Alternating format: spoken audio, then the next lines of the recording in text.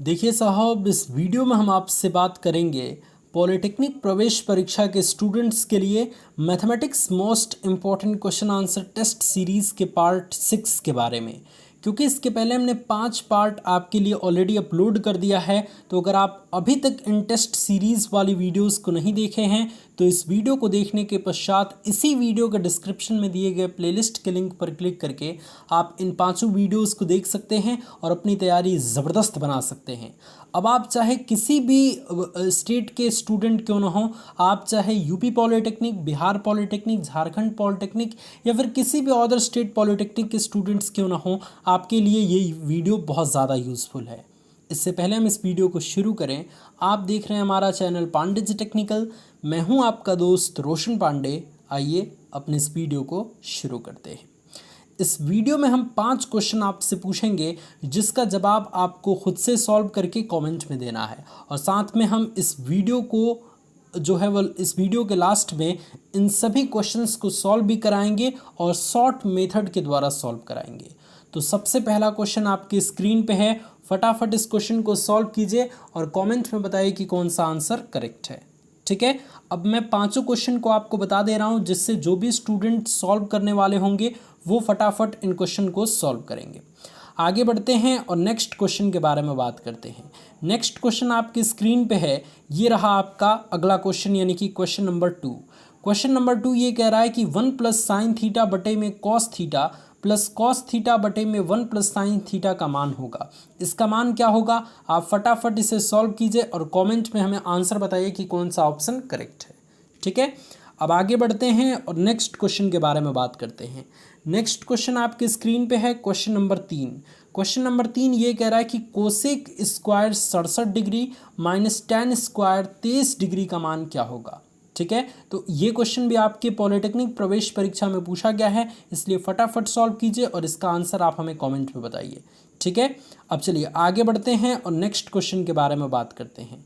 Next question आपके screen पे ये रहा कि जो है वो यहाँ पे a प्लस बी प्लस सी बराबर 0 दिया है, तो इसका मान पूछ रहा है। इसका मान मतलब a प्लस बी बटे में c प्लस बी प्लस सी बटे में a और प्लस सी प्लस a बटे में b एक ब्रैकेट में और इनटू के साथ a बटे में b प्लस सी और प्लस b बटे में c प्लस a और प्लस c और बटे में a प्लस b का मान क्या होगा। ध्यान रखिएगा, ये दोनों जो ब्रैकेट हैं ये आपस में गुणा के चिन्ह द्वारा जो है वो लगाए गए हैं, यानी कि ये दोनों जो है वो गुणा के चिन्ह के रूप में प्रदर्शित किया गया है, तो इस चीज़ को ध्यान रखेंगे। तो a प्लस बी प्लस सी बराबर 0 है, तो इसका मान आपको निकालना है। तो फटाफट निकाल के बताइए कि कौन सा ऑप्शन करेक्ट है। ठीक है, अब आगे बढ़ते हैं और नेक्स्ट क्वेश्चन के बारे में हम बात करते हैं। नेक्स्ट क्वेश्चन आपके स्क्रीन पे है कि धरातल पर एक बिंदु से जो कि टावर के आधार से 30 मीटर की दूरी पर है, टावर के शीर्ष का उन्नयन कोण 30 डिग्री है, तो टावर की ऊंचाई क्या होगा। इस क्वेश्चन को ध्यान से फिर से पढ़िए और इसको सॉल्व करके बताइए कि कौन सा आंसर जो है वो करेक्ट आंसर है, कौन सा ऑप्शन करेक्ट आंसर है। तो ये 5 प्रश्न आपको खुद से सॉल्व करने हैं अगर आपको आता है तो, और आपको हमें कमेंट में आंसर बताना है। अब चलिए हम सॉल्यूशन की तरफ देखते हैं, यानी कि जिन स्टूडेंट को इन क्वेश्चंस का आंसर सॉल्व करने नहीं आता वो किस तरीके से इन क्वेश्चन को सॉल्व करेंगे। इस वीडियो में हम बहुत ज़बरदस्त तरीके से स्टेप बाय स्टेप मेथड से जानने वाले हैं। ठीक है, चलिए उम्मीद करते हैं कि आप सब जो भी सॉल्व करने वाले स्टूडेंट होंगे वो वीडियो को पॉज करके क्वेश्चंस को सबसे पहले सॉल्व करेंगे, खुद से ट्राई करेंगे, उसके बाद ये सॉल्यूशन वाला पार्ट यहाँ से देखेंगे। तो यहाँ से हम सबसे पहले क्वेश्चन को डिस्कस करते हैं। सबसे पहला क्वेश्चन आपका दिया गया था कि निम्नलिखित आंकड़ों 2, 4, 6, 8, 10, 12, 14, 16, 18, 20 का माध्य होगा। ठीक है, तो इसको आप जो है वो एकदम कंसेप्ट के मेथड से भी लगा सकते हैं और ट्रिकी मेथड से भी लगा सकते हैं। तो सबसे पहले हम समझते हैं कि किस तरीके से ट्रिक का इस्तेमाल करके इस क्वेश्चन को सॉल्व करेंगे। देखिए, मात्र 2 सेकंड में इसका आंसर आप बता सकते हैं। कैसे? देखिए, अगर ये आंकड़े कुछ इस तरीके से दिए जाएं कि इनका अंतराल जो है वो 2 या फिर समान हो, जैसे इन दोनों का अंतराल कितना है 2। ठीक है, क्योंकि अगर 4 में से 2 जाएगा तो कितना बचेगा 2। इसी तरीके से इन दोनों का अंतराल कितना है, तो इन दोनों का अंतराल भी 2 है, क्योंकि 8 में से 6 जाएगा क्या हो जाएगा 2 हो जाएगा। ठीक उसी तरीके से इन दोनों का अंतराल भी 2 है, 12 में से 10 जाएगा 2 हो जाएगा। तो अगर सबका अंतराल जो है अगर सेम है, ठीक है, तो इस तरीके से एक ट्रिक लग जाएगा कि पहले वाले और प्लस लास्टवे वाले और पूरे का बटा 2। पहले वाला कितना है 2 है, लास्ट वाला कितना है 20 है, और बटे में 2 कर देंगे तो 20 और 2 कितना हो जाएगा 22, और बटे में 2 22 बटे 2 करेंगे तो कितना आ जाएगा 11 आंसर निकल के आ जाएगा। तो यहाँ पे हमारा ऑप्शन नंबर डी बिल्कुल करेक्ट आंसर है। तो कितना सेकंड लगा, मुझे आपको चूंकि बताना था इसलिए टाइम लगा, नहीं तो मैं अगर देखता कि यहाँ पे अंतराल अगर सेम है सबका, तो सबका अंतराल सेम है तो क्या करना है, पहले और लास्ट में वाले को जोड़ देना है, यानी कि 2 + 20/2 यानी कि 22/2 यानी कि 11। ये इस तरीके से हम सॉल्व करेंगे। तो मात्र 5 सेकंड में, मात्र 2 सेकंड में इस क्वेश्चन को आप मन में ही सॉल्व कर पाएंगे। लेकिन ध्यान रखने वाली बात यह है कि अगर अंतराल सेम नहीं रहा, यानी कि अगर 1 3 7 8 5 इस तरीके से दिया है और तब कह रहा है कि इसका माध्य क्या होगा, तब आपको जो है वो इन सभी संख्याओं को जोड़ना होगा और बटे में संख्या कितना है वो आपको लिख देना होगा। जैसे कि अगर इस तरीके से दिया जाएगा तो इसका माध्यम कैसे निकालेंगे, एक बार समझ लीजिए। जैसे कि यहाँ पे क्या था, यहाँ पे मान लीजिए 10 था, ठीक है, तो आप इसको कैसे निकालेंगे। अब आपको चूंकि अंतराल सेम नहीं है, क्योंकि 3 में से 1 जाएगा 2 हो रहा है, फिर 7 में से 3 जाएगा तो यहाँ पे 4 हो जा रहा है। तो इस तरीके से सेम अंतराल नहीं है, इसीलिए आपको क्या करना होगा कि बीच में प्लस का चिन्ह सबके बीच में लगा देना है, यानी कि सबको जोड़ देना है, और बटे में टोटल संख्या कितनी है 1 2 3 4 5 5 है तो 5 से भाग दे देना है। जो भी आंसर आएगा वो आपका माध्य हो जाएगा। लेकिन जब अंतराल जो है वो सेम रहता है, जैसे अगर हम कह दें कि 1 2 3 4 5, इसका जो है वो माध्य क्या होगा, तो पहले वाले और लास्ट वाले को जोड़ के 2 से भाग दे दीजिए, 1 + 5 बटे में 2 यानी कि 6/2 यानी कि 3 आपका जो है वो माध्य हो जाएगा। ठीक है, तो इस तरीके से आप क्वेश्चन को सॉल्व करेंगे। हमने पहले और लास्ट वाले को जोड़ के और 2 से भाग कब दिया, जब इसका अंतराल सेम है, यानी कि 2 में से 1 को घटाएंगे तो 1 आ रहा है। ठीक उसी तरीके से 3 में से 2 को घटाएंगे तो भी 1 आ रहा है, 4 में से 3 को घटाएंगे तो भी 1 आ रहा है, और 5 में से 4 को घटाएंगे तो भी 1 आ रहा है। यानी कि इसका अंतराल सबका क्या है, समान है। तो इस केस में पहले और लास्टवें वाले को जोड़ के और 2 से भाग देने पे आंसर आ जाएगा। ठीक है, लेकिन जब अंतराल सेम नहीं रहेगा तो संख्याओं का योग और बटे में कुल संख्या अगर हम करेंगे तो हमारा आंसर निकल के आ जाएगा। तो कंसेप्ट और ट्रिक दोनों मेथड मैंने आपको बता दिया। ये क्वेश्चन जो है वो ट्रिक की सहायता से भी सॉल्व हो जाएगा, कंसेप्ट की सहायता से भी सॉल्व हो जाएगा, क्योंकि यहाँ पे आप देख सकते हैं कि इसका अंतराल 2 और 2 2 2 इस तरीके से आ रहा है। अंतराल सेम है तो पहले और लास्टवें वाले को जोड़ देंगे इस तरीके से और बटे में 2 का भाग दे देंगे। तो 20 और 2 22 और बटे में 2 यानी कि 11 दूनी 22, 11 हमारा आंसर निकल के आ जाएगा। तो इस तरीके से आप इस क्वेश्चन को सॉल्व करेंगे। अगर आपको कंसेप्ट के द्वारा सॉल्व करना है तो ये रहा फॉर्मूला, और इस तरीके से आप इसको सॉल्व कर, जितने भी आंकड़े दिए गए हैं उनको एक बार ऊपर में जोड़ देंगे और बटे में आंकड़ों की संख्या कितनी है 1 2 3 4 5 6 7 8 9 10 10 है तो 10 से भाग दे देंगे। जितने आंकड़ों की संख्या रहेगी उतने से भाग दे देंगे, हमारा आंसर निकल के आ जाएगा। तो इस तरीके से भी 11 आ रहा है और ट्रिक की सहायता से भी 11 आ रहा है। ठीक है, लेकिन हम कौन सा रास्ता चुनेंगे जो आसान हो, क्योंकि बहुत कम समय में आपको काफ़ी सारे क्वेश्चन सॉल्व करने रहते हैं। ठीक है, तो अब आप डिसाइड कीजिए कि कौन सा आंकड़ा आपको चुनना है। यहाँ पे मैं आपको एक क्वेश्चन दे रहा हूँ इसी से रिलेटेड। अगर 3 6 9 12 15 18 इसका अगर हम माध्य पूछें तो आप ट्रिक की सहायता से बताइएगा कि कितना आंसर निकल के आ गया। ठीक है, आई थिंक अभी तक आपने इस ट्रिक को बता दिया होगा, ट्रिक की सहायता से सॉल्व कर लिया होगा मन में ही, और बता दिया होगा कमेंट में कि कितना आंसर आ रहा है। ठीक है, चलिए आगे बढ़ते हैं और नेक्स्ट क्वेश्चन के बारे में बात कर रहे हैं। नेक्स्ट क्वेश्चन हमारा यही था ना कि 1 + sin थीटा बटे में cos theta plus cos theta बटे में 1 + sin थीटा का मान होगा। क्या होगा मान, इसको सॉल्व कीजिए और फटाफट हमें कमेंट में आंसर बताइए। देखिए, इस टाइप के क्वेश्चन को सॉल्व करने के लिए ज़्यादा दिमाग नहीं लगाया जाता है, सिंपली आप इसका बटा का जोड़ कर देंगे। तो एलसीएम में हमारा क्या हो जाएगा cos थीटा और एक ब्रैकेट में हो जाएगा 1 + sin थीटा। ठीक है, इस तरीके से हो गया। अब कॉस थीटा से कॉस थीटा कट जाएगा तो बचेगा क्या, 1 प्लस साइन थीटा, और ऊपर 1 प्लस साइन थीटा का गुणा करेंगे तो 1 प्लस साइन थीटा का क्या हो जाएगा, होल स्क्वायर हो जाएगा। ठीक है, और फिर प्लस का चिन्ह है तो प्लस का चिन्ह लगाएंगे। अब ये 1 प्लस साइन थीटा से 1 प्लस साइन थीटा कट जाएगा, बचेगा क्या, यह वाला कॉस थीटा, और कॉस थीटा का अगर ऊपर गुणा करेंगे तो हमारा हो जाएगा cos theta into cos theta, cos square theta हो जाएगा। ठीक है, यहाँ तक बातें समझ में आ गई। तो यहाँ पे हम इसको जब ओपन करेंगे तो इसको ओपन करेंगे तो हमारा क्या हो जाएगा, इसको ओपन करेंगे तो हो जाएगा 1 प्लस साइन स्क्वायर थीटा और प्लस 2 साइन थीटा। ठीक है, और प्लस में ये कॉस स्क्वायर थीटा है तो हम कॉस स्क्वायर थीटा ऐसे ही लिखेंगे। तो चलिए लिख देते हैं 1 plus sine square theta plus 2 sine theta और फिर plus cos theta, cos square theta था जो कि मैंने आपको बताया था, तो इस तरीके से कॉस स्क्वायर थीटा भी लिख देंगे, और बटे में क्या था, कॉस थीटा और इंटू 1 प्लस साइन थीटा। आप हमारे साथ सॉल्व करते चलिए जिससे आपको चीज़ें समझ में आ पाएँ।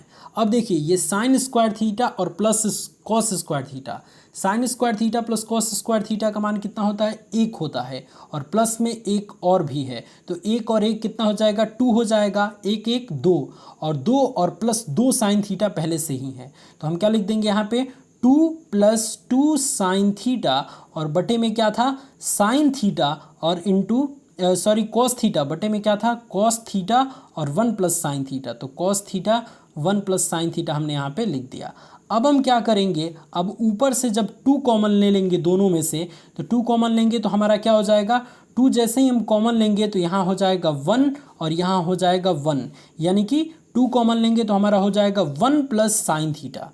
ठीक है, क्या हो जाएगा, 1 प्लस साइन थीटा हो जाएगा, और बटे में cos theta 1 plus sine theta. तो अब देखिए तो 1 प्लस साइन थीटा से 1 प्लस साइन थीटा कट जाएगा, बचेगा क्या, 2 बटे में कॉस थीटा।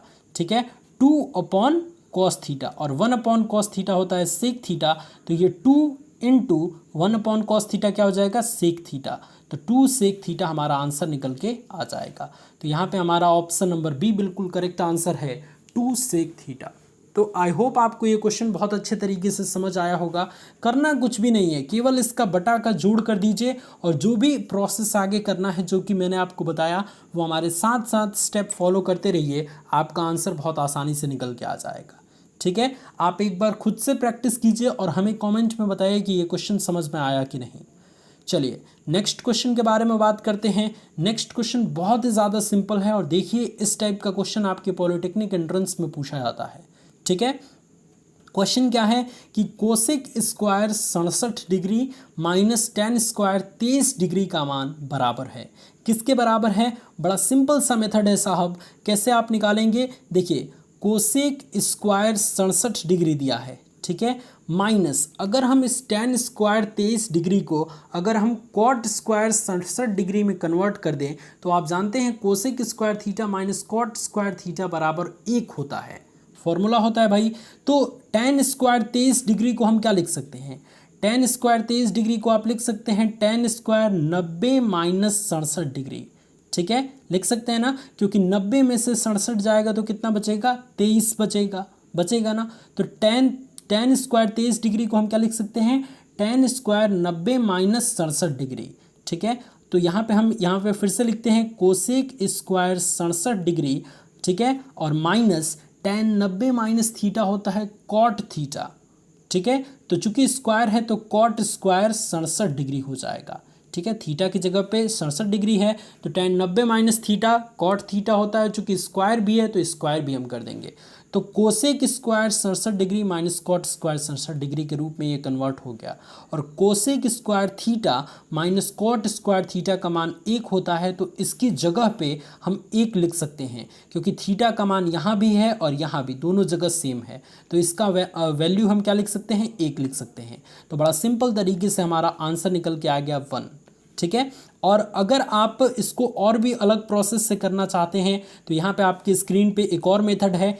इसमें किया क्या है, इसमें देखिए कोसेक स्क्वायर 67 डिग्री को ये कर दिया है 1 प्लस कॉट स्क्वायर 67 डिग्री, क्योंकि आप सभी जानते हैं cosec square theta plus cot square theta बराबर 1 होता है। तो कोसेक स्क्वायर थीटा बराबर क्या हो जाएगा, सॉरी, मैंने शायद cosec square theta plus cot square theta बताया, लेकिन वो नहीं होता है। देखिए, cosec square theta minus cot square theta equals to 1 होता है। ठीक है, तो कोसेक स्क्वायर थीटा बराबर क्या हो जाएगा, 1 प्लस कॉट स्क्वायर थीटा। इसीलिए यहाँ पे कोसेक स्क्वायर 67 डिग्री बराबर यहाँ पे लिखा गया है 1 प्लस कॉट स्क्वायर 67 डिग्री। ठीक है, और माइनस टेन स्क्वायर 23 डिग्री हो गया। ठीक है, अब इन्होंने क्या किया है, अब इन्होंने ये किया है कि ये 1 और प्लस ब्रैकेट में इनको एक तरफ रख लिया, अब इसको चेंज कर दिया। ठीक है, अब देखिए, अब इस 67 डिग्री को इन्होंने tan में कन्वर्ट कर दिया। अब इन्होंने ये लिखा होगा कि कॉट स्क्वायर 90 माइनस 23 डिग्री, 90 में से 23 जाएगा तो 67 बचता है, और कॉट 90 माइनस थीटा tan थीटा हो जाता है। तो यहाँ पे वही उनको करना पड़ा, तो इससे ये खत्म हो जाएगा तो एक बच जाएगा। तो चाहे इस तरीके से सॉल्व करें, और चाहे मैंने जैसे बताया आपको कि इस tan स्क्वायर 23 डिग्री को tan स्क्वायर 90 माइनस 67 डिग्री में कन्वर्ट कर लीजिए, और tan square 90 minus theta cot square theta होता है, तो कॉट स्क्वायर 67 डिग्री हो जाएगा, और cosec square theta minus cot square theta का मान 1 होता है। तो सिंपल तरीके से आपका option number B correct answer हो जाएगा। ठीक है, तो दोनों तरीके आपको समझने हैं, क्योंकि जो तरीका आपको एंट्रेंस एग्जाम में याद आएगा, जो तरीका आसान लगेगा, वो आप जल्दी से कर पाएँ। आगे बढ़ते हैं और नेक्स्ट क्वेश्चन के बारे में बात करते हैं। नेक्स्ट क्वेश्चन आपके स्क्रीन पे था कि a प्लस बी प्लस सी बराबर 0 हो तो इसका मान आपको ज्ञात करना है। बड़ा सिंपल सा क्वेश्चन है, इसमें कुछ करना नहीं है। देखिए, a प्लस बी अगर हम रखेंगे तो c को इधर कर दीजिए, तो a प्लस बी बराबर क्या हो जाएगा, जब a प्लस बी प्लस सी बराबर 0 है तो a प्लस बी बराबर क्या हो जाएगा, c को इधर करेंगे तो माइनस सी हो जाएगा, क्योंकि भाई पक्षांतर यहाँ पे कर रहे हैं तो प्लस में है, तो इधर राइट साइड आएगा तो माइनस में हो जाएगा। तो इस a प्लस बी की जगह पे हम लिख सकते हैं माइनस सी, बिल्कुल लिख सकते हैं। तो हम यहाँ पे इस तरीके से माइनस सी लिख देंगे। ठीक उसी तरीके से इस b प्लस सी की जगह पे हम क्या लिख सकते हैं, b प्लस सी को ऐसे ही रखिए और a को इधर लाइए तो ये माइनस ए हो जाएगा। तो इस b प्लस सी की जगह पे हम इसका यूज़ करके क्या लिख सकते हैं, माइनस ए। ठीक है, अब यहाँ पे c प्लस ए की जगह पे हम क्या लिखेंगे, c और a को यहीं पे प्लस में रहने दीजिए और b को माइनस में इधर लेते आइए। तो c प्लस बी बराबर हम क्या लिख सकते हैं, माइनस बी, तो इसकी जगह पे हम माइनस बी लिख देंगे और बटे में b।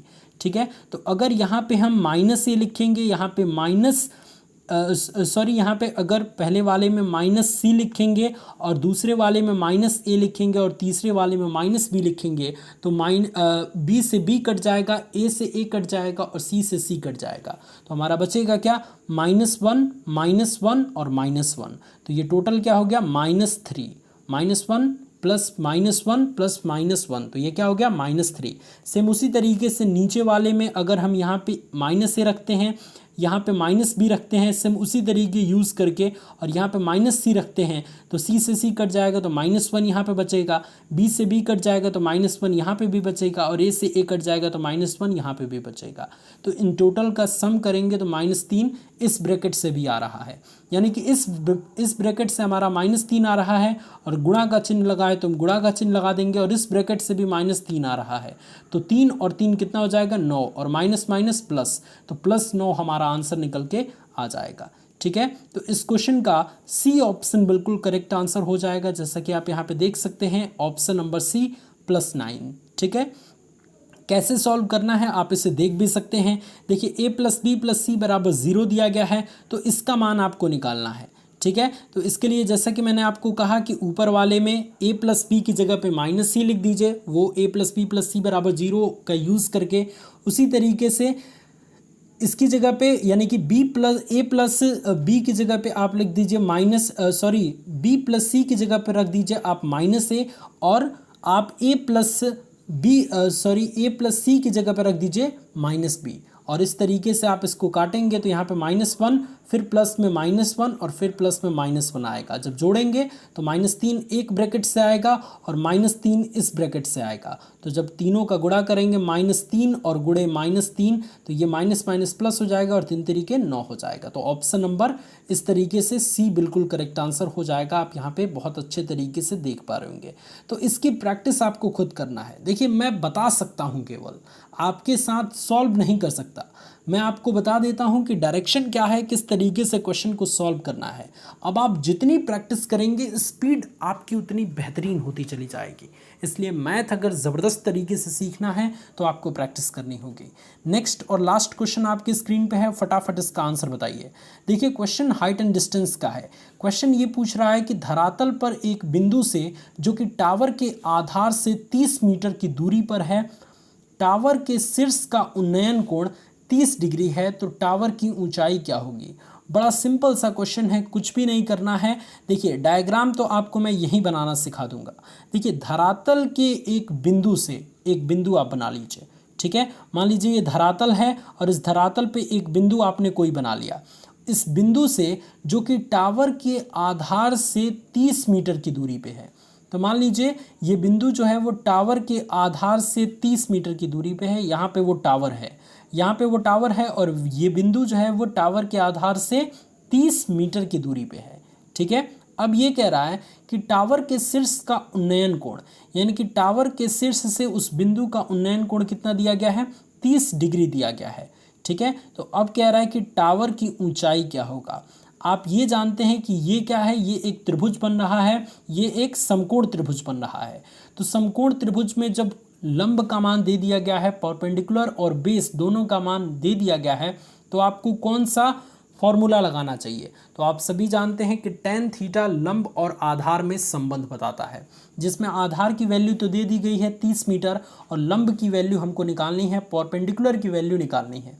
तो सिंपल तरीके से आप लिख देंगे कि tan 30 डिग्री बराबर परपेंडिकुलर क्या है, h है, तो हम h लिख देते हैं। h और बटे में बेस क्या है, यानी कि आधार क्या है, 30 है, तो 30 लिख देंगे, ठीक है। अब यहाँ पे वैल्यू रख देंगे। tan 30 का मान 1/√3 होता है। कितना, 1/√3 होता है, बराबर h बटे में 30, ठीक है। तो यहाँ पे क्या हो जाएगा, इस 30 का गुणा 1 में होगा और h का गुणा √3 में होगा।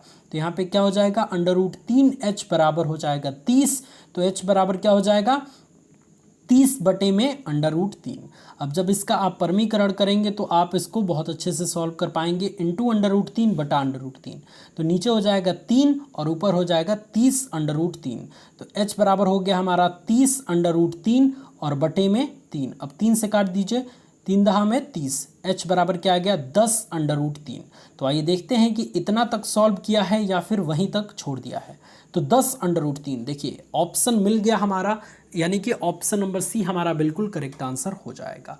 और अगर आप देखेंगे इसका सॉल्यूशन तो आप यहाँ पे देख सकते हैं कि इसी तरीके से एक डायग्राम बनाया है जिसमें आधार का मान 30 मीटर है और इस टावर की ऊंचाई हमको ज्ञात करना है, h की वैल्यू निकालनी है, ठीक है। तो tan 30 डिग्री का प्रयोग करेंगे क्योंकि लंब और आधार में tan थीटा संबंध दर्शाता है, ठीक है।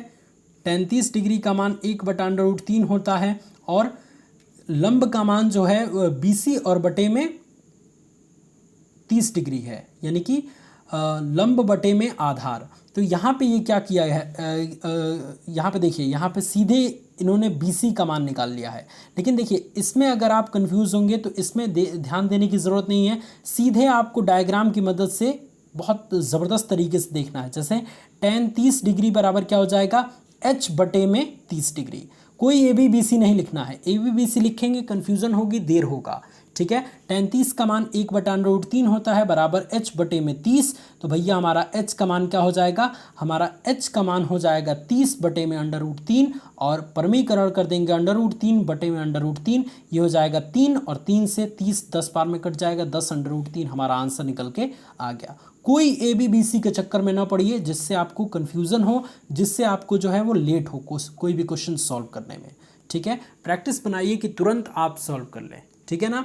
तो आशा करते हैं कि इस वीडियो के माध्यम से काफ़ी सारी चीज़ें समझ में आपको आई होंगी और काफ़ी सारे क्वेश्चन के बारे में आप जानने के लिए जो है वो उत्सुक हुए होंगे और इसकी प्रैक्टिस भी बहुत जम के करेंगे।